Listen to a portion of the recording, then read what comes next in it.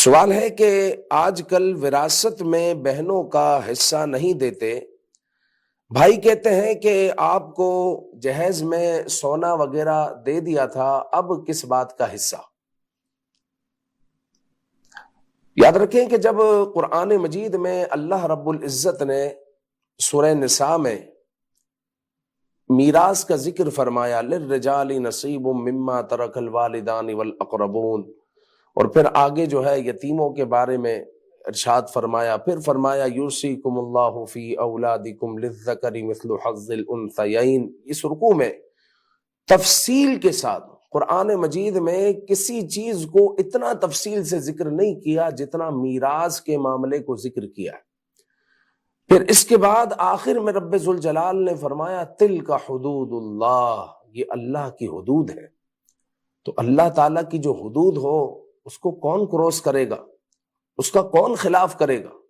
تو یقیناً مومن کا یہ کام نہیں ہو سکتا۔ تو اگر کوئی بھائی یہ کہے کہ تمہیں کس بات کی وراثت یا میراث دے، ہم تمہاری تو شادیاں ہو گئی ہے، تو انہیں اس بات کی وراثت دیں کہ ان کے باپ کا مال ہے یا ان کی ماں کا مال ہے، ان کو اس بات کی وراثت ملے گی۔ پھر مزید یہ کوئی کہے کہ تمہیں جہیز دے دیا تھا، تو جہیز اس کے باپ نے دیا تھا، اسی طرح جہیز، اس کے جہیز میں جو تحائف دیے تھے وہ اس کی ماں نے دیے تھے۔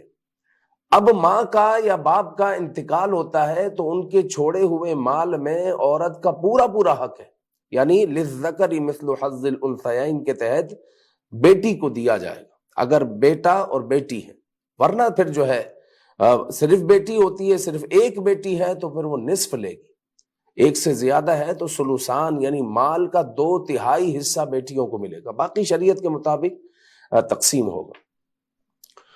حضور علیہ الصلوۃ والسلام نے فرمایا جو اپنے وارث کو میراث سے محروم کرے، کل قیامت میں اللہ تعالیٰ اس کو اس کے جنت کے حصے سے محروم فرما دے گا۔ اندازہ لگائیں، تو جنت کے حصے سے محروم ہونا ہے یا دنیا میں چند ٹکوں سے محروم ہونا ہے، اور چند ٹکے بھی وہ ہیں جو ہمارے نہیں ہیں۔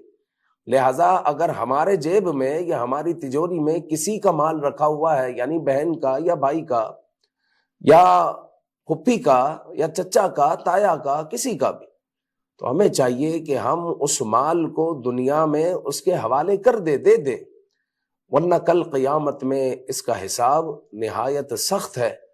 بلکہ کہیں ایسا نہ ہو کہ ہم جو ہے جنت میں اپنے حصے سے محروم کر دیے جائے۔